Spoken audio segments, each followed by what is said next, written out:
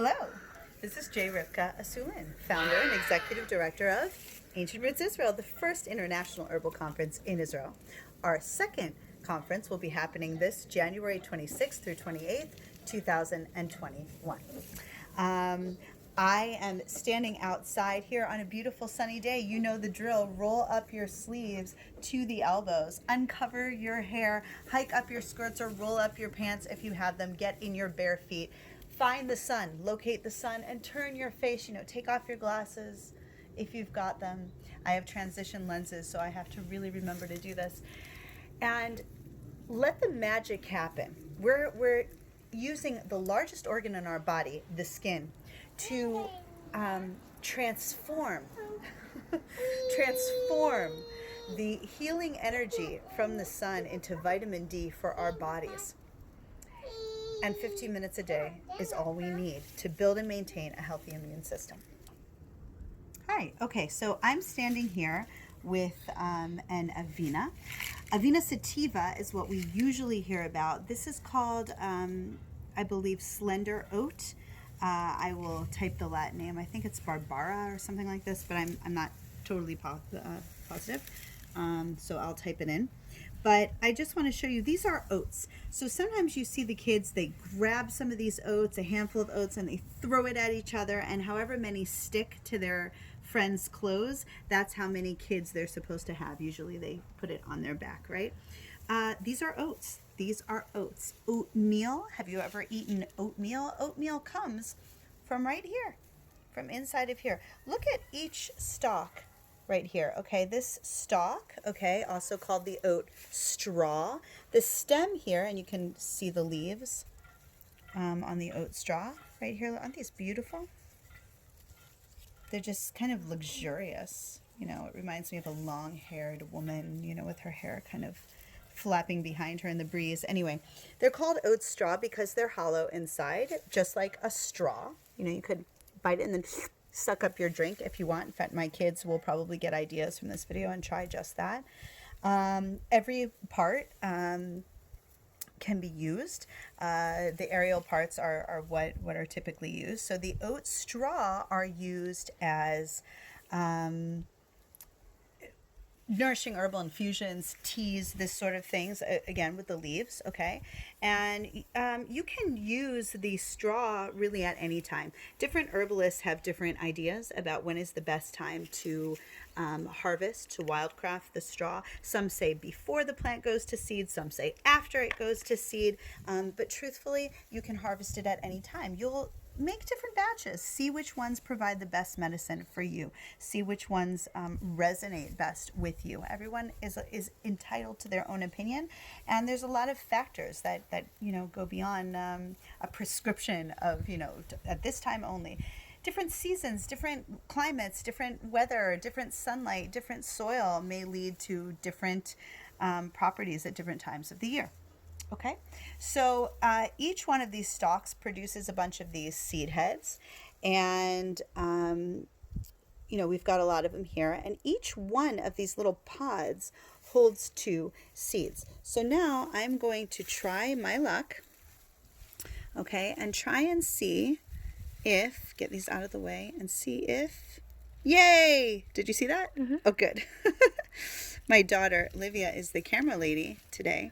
Okay, so that is actually the oat, but it doesn't look like the oat. It's called milky oats at this stage. This is before the oat solidifies into an oat.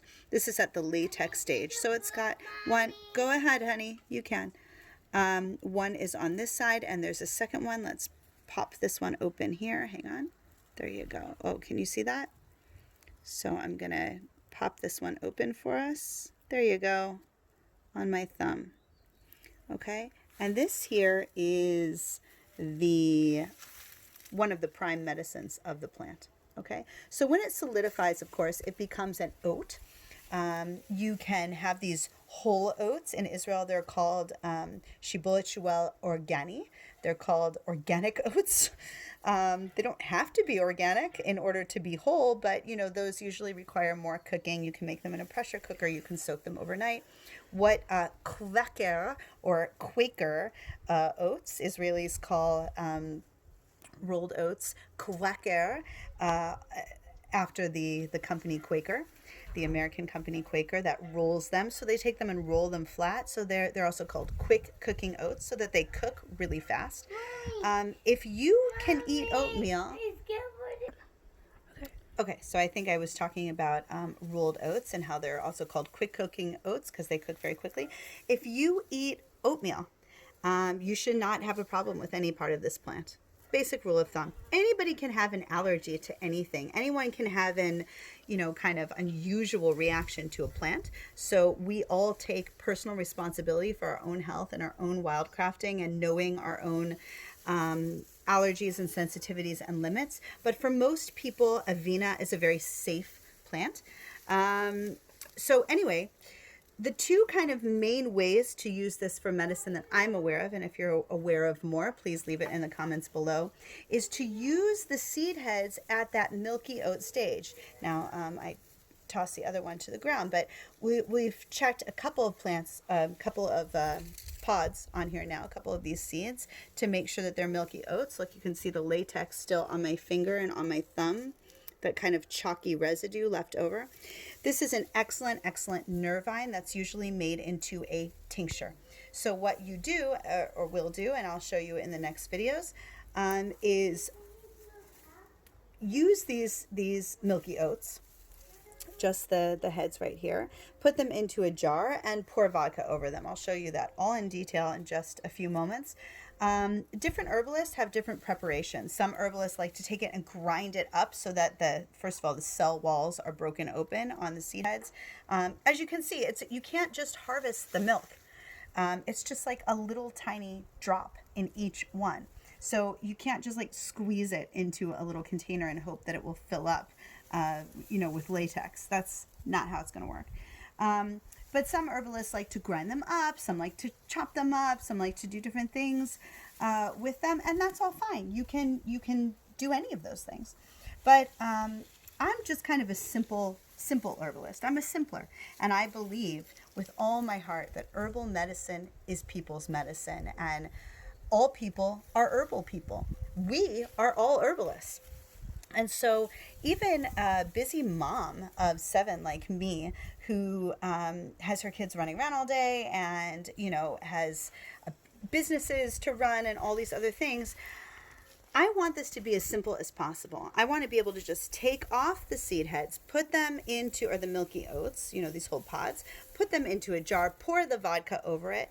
It may take longer for it to macerate in the vodka, but that's okay.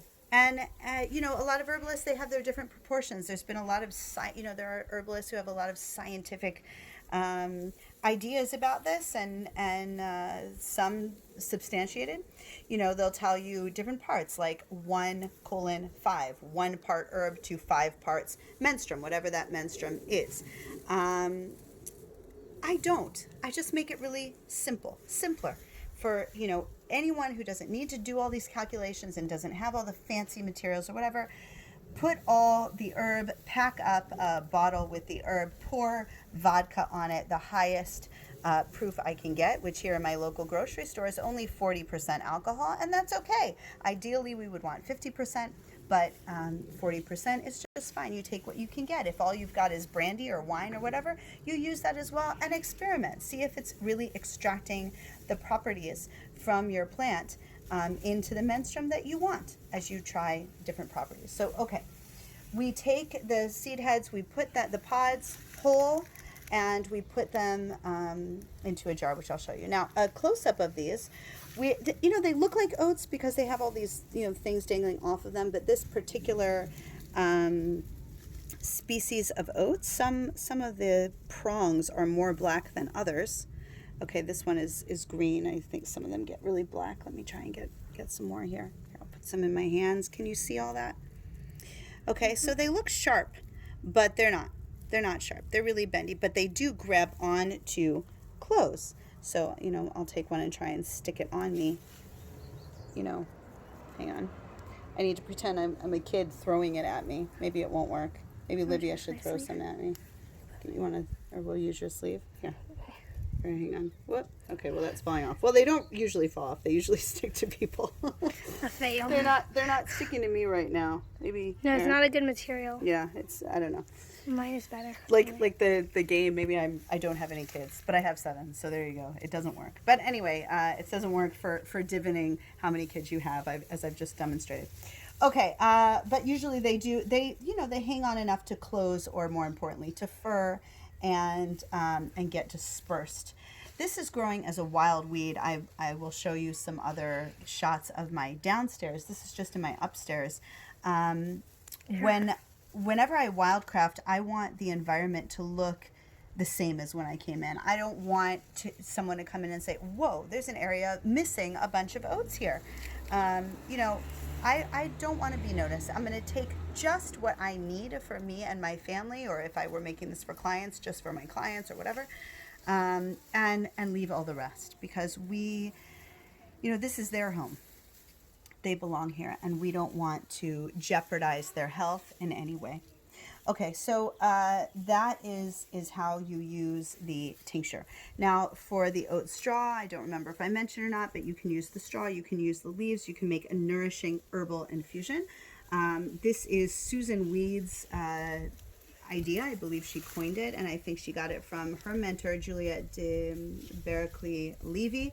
I don't know if you actually have to dry the oat straws for nourishing herbal infusions, although for almost every nourishing herbal infusion herb, you do have to dry it first. Oat straw may or may not be an exception. Of course, it depends on when you pick it. So if I pick it after the seed heads have kind of scattered, and it's starting to turn that rich golden color, if I pick it then it's obviously already dried out plenty, and I don't need to do any extra drying. But at any rate, you would take the whole stalk, including the leaves and this seed heads, whatever left of them. If they've already gone to seed, that's fine.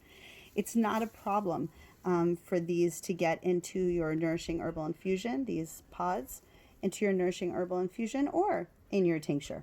Not a problem. And not a problem for these little wiry bits or whatever. Not a problem at all. Every part is edible and medicinal.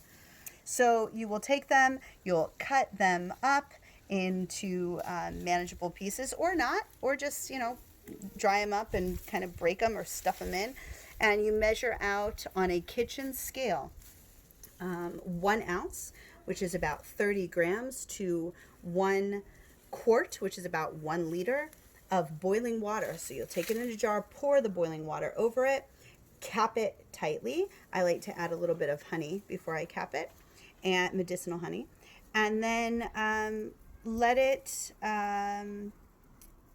just kind of hang out there. Ooh, this one's bending off. For 4 to 10 hours. Sometimes I leave it even more, overnight. And then in the morning, I strain out the herb and drink the kind of rich brown nectar that's left over from Avena. And it is a nervine. It is for calming nerves, relaxing nerves. It's for regenerating, especially as a nourishing herbal infusion, as I just described. And if you want to learn more about nourishing herbal infusions, go ahead and look up Susan Weed, Nourishing Herbal Infusions, Oat Straw, or Avena Sativa. She uses sativa. This is not sativa, but that's okay. It can be used as well. And she can teach you more about that. But this is used many times for women who are going through menopause, women who are experiencing decreased libido and vaginal dryness and other issues, or skin dryness, any kind of dryness in the skin, but particularly of the reproductive system for women. Men can drink it too. It's great for men too. This isn't a women's herb. It's a people's herb. And children can drink it too. It's not an adult herb. It's a people's herb, right?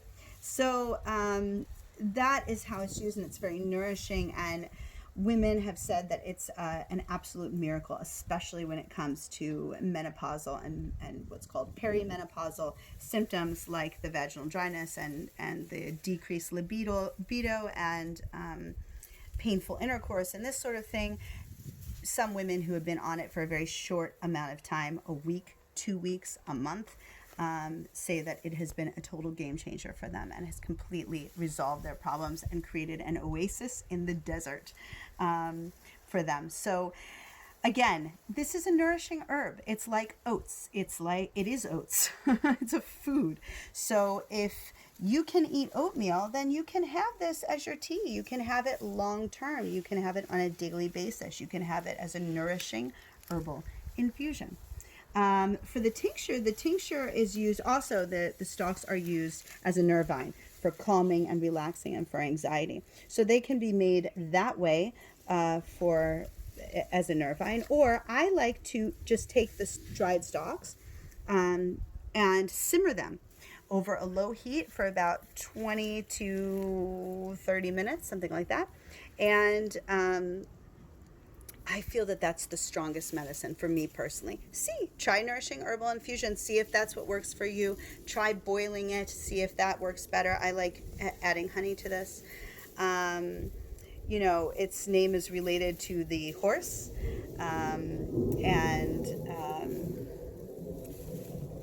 I kind of think of the horse galloping through the fields of oats, mane kind of waving in the breeze, or, the woman with the long hair with these beautiful, just this long kind of flowing leaves and seeds. The tincture is used really much more intensively. So if someone is experiencing anxiety or, a clinical diagnosis even of anxiety, stress, nervous system, this herb is used for frayed nerves. That's kind of the catchword among herbalists. If your nerves are just frayed at the edges, just like a frayed old sweater or something, just totally tapped out, this is the herb for you. As a drink, it takes a bit longer as a nourishing herbal infusion, but you're using it over a longer period of time, so therefore it's more nourishing. That might be the best way. But maybe as an emergency or for an acute situation of stress, you might want to use the milky oat tincture and go with that. Okay, so more videos to follow, and I really hope you enjoy meeting your prolific friend Avena oats. You should be able to find it almost anywhere. It's a wild weed in certainly in the north of Israel. So you should be seeing this growing everywhere. Please let me know if you see it and how you use it in the comments below. Okay, so we have just filled up our jar. Nahal is holding our jar for us. I've packed them in as tight as I can, just pushing them down as I go in. And I tested about 1 or 2 of those seed heads on each plant. You can see here's one I stripped. Here's one that's full. My garden, can you see all these seed heads? I mean, you can kind of see them dangling. If we get some wind, you'll see them jiggling like that. But my garden looks untouched. Okay, I just harvested a liter mason jar full of milky oat tops. Like I said, I tested about 1 to 2 of the seed heads on each plant just to make sure that they were at the milky stage, because I've got some that are a little before and some that are a little past. I wish I could tell you that after doing this for a while, you'll just have an eye and know how to do this. If you are one of those people, please tell me how you do it, because I don't. Some of them that look plump and juicy are actually holding a seed. Some of them that look very, narrow and stringy are actually full of milk. And, I thought, oh, they must not have anything yet. They must be too new, but no. So, I just tested them all. But the point about sustainability that I'd like to make here is that my wild weed garden, and yeah, this will probably get mowed at some point, but it looks the same. I still have probably, 80 oat plants, and they're all producing, look how many seed heads here we have, okay, from one plant, and then each one of those is holding 2 seeds. Okay, so not only is it a weed in my garden, and not only is this not an endangered plant, but I just want to say that in a perfect world, when you've harvested the plant that you're using, you want to be able to look at the landscape, and it should look the same. you should not be able to notice what you took out of it. And this is why a lot of herbalists, if they're wildcrafting in a specific area, they don't want to tell people about that, because then they can't use that area again. Or they may not be able to, because it can get over harvested. And of course, if it gets over harvested, it puts these incredible plants, and native plants especially, in grave danger. So it's just a little reminder. Herbalist Lita Meredith, who will be teaching here. I'm not sure what day I'm going to air this, but very possibly if I run this one on Sunday, then Lita will be teaching us hopefully on Monday. And Lita will be leading a sustainable plant walk at Ancient Roots Israel 2021. So, it's so important to have those skills, and I'm so grateful. We're all so grateful and so excited about Lita sharing those incredible skills and that incredible wisdom and knowledge with us. So anyway, that was just a reminder. So we're going to take this jar into the house and pour the vodka over it. We can use a chopstick or a little knife or something just to kind of work that vodka in. It might be bubbling up. We might get some air bubbles, and that is okay. That's what we want. And we'll just keep adding in vodka until it's at the very top, and then we're going to cap it. We're going to shake it up whenever we think about it. I'm going to put it into a sunny window with the herb in it. Not a great idea after you've strained it to put your tincture in a sunny window. At that point, you should be putting it in a closed cabinet or a cool, dark place. But I've got some windows up there that face the morning sun in the east. And wow, look at these oats. They're almost overtaking the trees over there, which we can get to later. So I'm going to just kind of let that macerate, or macerate, I think, maciate. I don't know. I'm sure I've said it wrong a bunch of times. But that's what happens when you stop living in an English-speaking country, doesn't it, folks? So bear with me. Okay, I'll be right there. So there we go. We're going to fill it up with the vodka, and if I can, I'll try and get a video of that as well. If not, it's not so complicated. You know what to do. Okay, Nacha has got some vodka. Go ahead, Nacha. Yes, babe. Okay, it's so simple. Mommy. Anyone can do it. Okay, so I just want to show you, I've labeled this Avena. The date that I made it, milky oat tincture and vodka. I only really use one kind of vodka, so I know what's going on. But if I didn't, then I would certainly write, and I probably should anyway, that was 40% vodka. Just to be super, super clear. And that's it. I set it on my window. Shake it up every now and again when I think about it. I've got my fire cider here, and I've got, it's really, I'm not getting great pictures here, but I leave them on my window. It reminds me to shake them up. They get warmed in the sun and warmed from the moon. But after about 6 to 8 weeks, when I strain them, I have a couple options. I can bottle them and put them in a cool, dark place, which I have, cabinet space for that. Or, I could collect more milky oats if it was the right season, and I could pour that tincture that had sat 6 to 8 weeks over new milky oats and make it extra strong. There's all kinds of options. Whoa, I'm leaking some there.